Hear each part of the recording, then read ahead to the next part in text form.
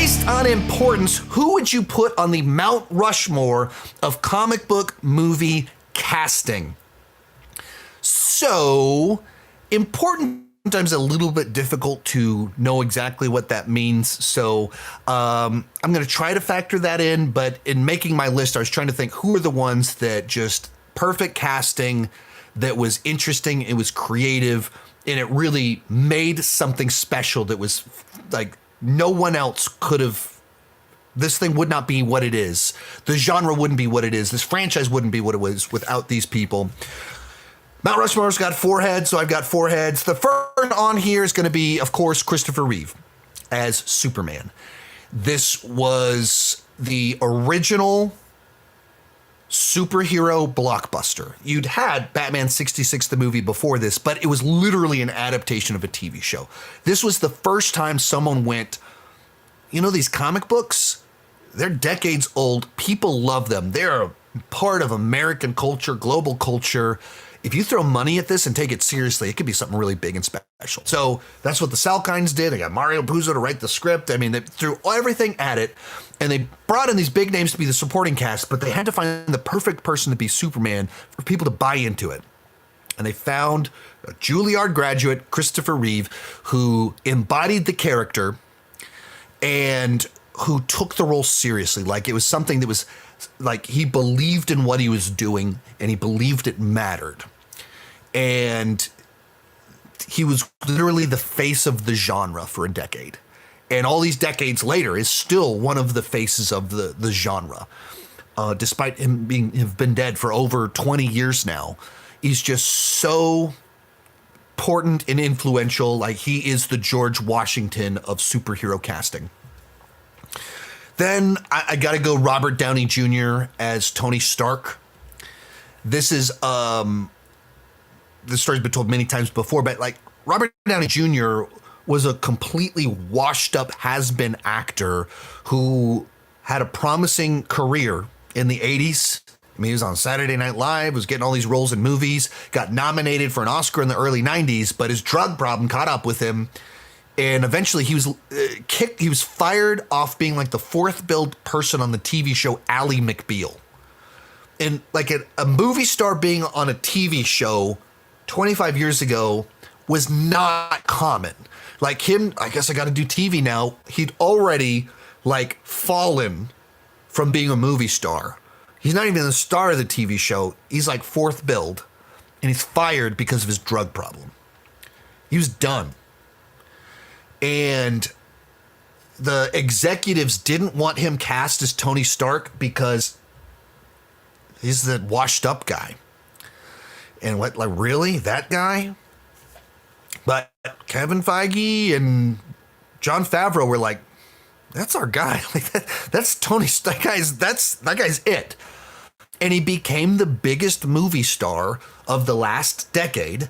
He became the glue that held the MCU together. He is the biggest movie star in the biggest movie franchise of all time.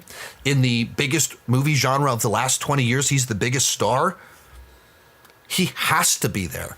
Like, he's the face of the MCU. You also have to keep in mind, Tony Stark is not an A-list comic book character.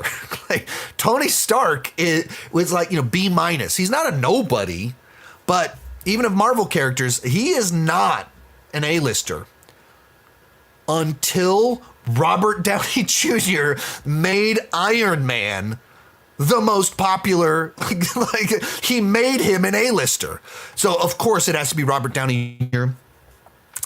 I think those two are kind of a little bit of in a category of their own in certain ways. But another one that you got to throw it up there, Ryan Reynolds is Deadpool. All 3 Deadpool movies were the highest grossing R-rated movie of all time when they came out. Each one of them. Each one of them like made a little bit more. Like I think the second one made a little bit more. Like it was like right behind it, but like 3 times highest grossing, and the appeal, the hook, the draw was this version of Deadpool, which is soaked in Ryan Reynolds. So much so that this was like an atrocious version when he debuted in X-Men Origins Wolverine, an abomination version of the character. And he and the writers held on to this thing for years trying to get it made. Like, as the custodian of protecting this thing. Because he had a vision. It wasn't just he's an actor doing a job. Like, he was trying to get this thing done right. 3 times highest grossing R-rated movie. You talk about importance, that's a big deal. And the fourth one on here, there were a lot of different people I kind of considered on this one, but I decided to go Hugh Jackman as Wolverine despite him being a foot too tall. That you're talking about the X-Men movies were hits, but they weren't compared to like what Spider-Man movies and MCU movies started to do, they weren't quite on that level of like mega hits. They were hits, not mega hits as much. But the star that kept elevating them was Hugh Jackman. That was just like, you had to keep him back. And then he got his own trilogy of films, and then they end with Logan, one of the best of all time. And then he comes back, and how can you keep Deadpool movies on top of the world? You bring back Hugh Jackman as Wolverine, as just a beloved version of a character. And all of a sudden, by several $100 million, it becomes, once again surpasses previous highest grossing R-rated movies of all time. And that's the appeal of Hugh Jackman in that role, that just people keep wanting him back in that role. They love him in that role. And he, like Tony Stark, was the glue that held together those X-Men movies. And when he was in them, they did a lot better. And when he wasn't in them, they didn't do as well. And even they did little teases of him, put a little bit of the Weapon X into, Apocalypse, just so that you could have some Wolverine in there. But those are the ones I'll go with. Most of these clips are pulled from my Patreon live streams. I do about 6 live streams every single month. For $2 per month, $20 per year, you can get access to all the exclusive videos and live streams. For $5 per month, you get your name on my end card. At the top tier, you get a 30-minute video chat with me each month. The link down below in the description has more information.